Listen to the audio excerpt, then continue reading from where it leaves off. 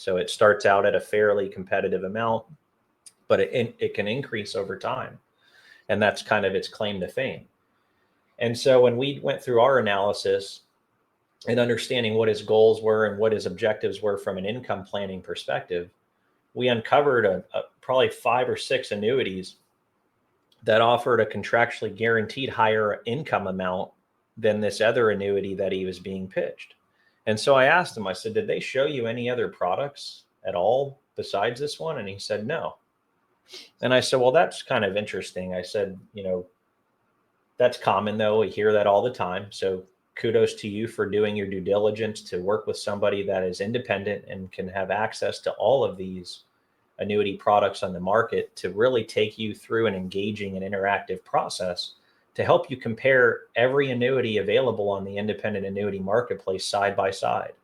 And then even more, unveil the curtain, unpeel the onion there and look at everything for what it is and do so with facts and contractual guarantees. And so by uncovering the 5 or 6 annuities that offered contractually higher guaranteed income, it really brought some light to his evaluation of who he was working with prior to coming to us at Annuity Association. And it really made him scratch his head of why was he not presented these other options?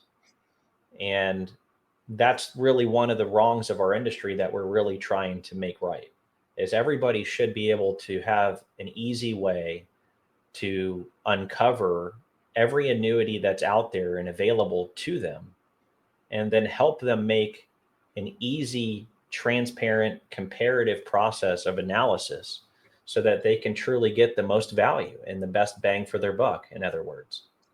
And so, with that being said, I know I'm getting a little long-winded here, but I'm passionate about this. It's so important that people understand that, there aren't very many places or ways to compare all of these products. And that's something that we're striving to change.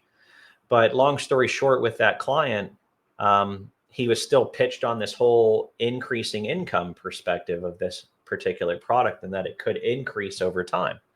And so I said, well, have you looked at those index options that are available in that product to really determine if they perform? And he says, well, yeah, they showed me this illustration that showed a back-tested return of a 12-year period. Well, let's face it, a lot of these indexes in this industry were created within the last handful of years. A lot of the innovation in our space has happened within the last 10 years. On the indexing, a lot of the innovations come within the last 3 to 5 years. And with that being said, in that product, the indexes that he was being illustrated were created back in 2021 and 2022. So not a lot of proven track record, but they have incredible back-tested performance because those indexes are created with hindsight. When these investment banks create these indexes, they're able to use hindsight as a way to tell the algorithmic-based index how to move and shift and rebalance throughout those periods of volatility. So of course it's going to look really good. And then when you combine that with a very strong market the last 12 years, it's going to look incredible. But what we believe is a better way to evaluate the potential if an annuity can increase the income or not is to look at real data, look at real track record, not back tested. But when the index went live, can it and will it have the potential to perform? And what we found, I did that analysis with them. I pulled the 5 or 6 indexes offered in that product. We pulled the report, which we're going to show you an example of later on in the show. I'm going to share my screen. We'll pull up the index tracker that we use.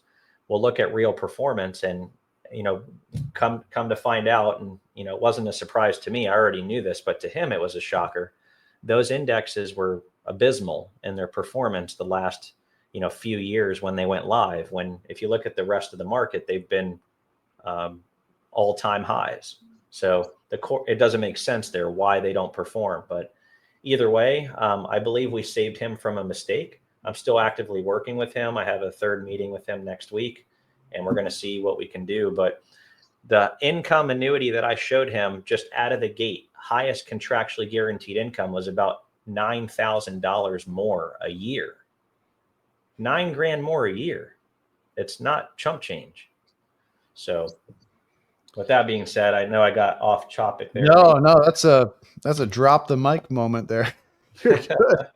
But no, that's why we do this, right? So it's exposing what realities we can offer, and the transparency, and knowing that we know, and I'm confident, you're confident, everybody in the association is confident in our ability, because we know the information that we can pull, the education that we've received, and the continued education that we have, that we can pass on to our clients, and anybody who's wanting to meet with us and just talk more about it. And really what you've shown here is, instead of choosing an annuity that fit their retirement plan, he in a way got approached that was illustrative, right? So it was more so, how do these illustrations show? Are they realistic or not? And in some cases, it's a pushy sales tactic. And that's what we're not about in our world. Yeah, and it's not even the client's fault if they make these mistakes, and that's one thing that I want to make sure we're Yeah. covering is it's not their fault. They're making these decisions based on the best information they have at that time. And sometimes these people are too trusting in who they're working with, and sometimes these relationships that they're working on this annuity transaction with, those relationships have been long term. I had another guy, I'm not going to get long-winded in that one, but I had another guy, his financial advisor has been with like his advisor for 20 years. And then when it came to the annuity conversation, because now this gentleman's entering retirement, the annuity that the advisor of 20 years, who's a friend of his, who's been literally like at his kids' birthday parties and things, showed him this bogus product that was just full of BS with lofty bonuses and, you know, unrealistic return expectations and other things. And so he was lured into that. But luckily, um, another intelligent person, he's another intelligent gentleman that saw the product for what it was, scratched his head when he's like, this sounds too good to be true. And then he approached me, and I'm working with him too to help him avoid the mistake. And guess what? After my first meeting with him, I don't even know if I should share this, but he called me later that day. It was a morning meeting. He called me in the afternoon. He's like, Jeremiah, he's like, I did it. And I'm like, what? And he said, I called, the advisor. I don't want to say his name here, but he's like, I called my advisor and I severed the relationship. He's like, we can still be friends, but I don't trust him anymore. And I'm not, with my finances. I think he's good at what he does with investment management, and he's done an okay job getting me to this point.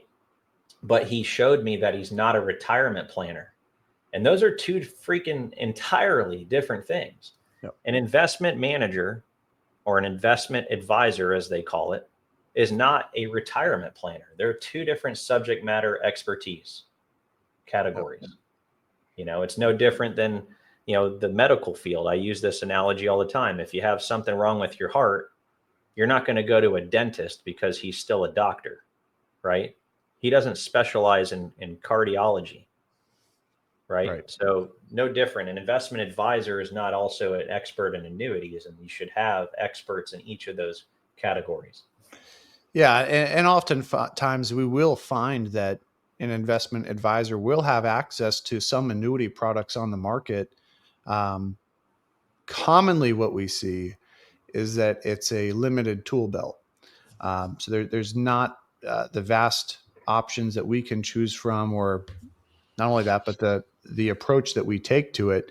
But oftentimes we're finding that there's a few annuity products. They'll position those 1 to 10 products if they've got them.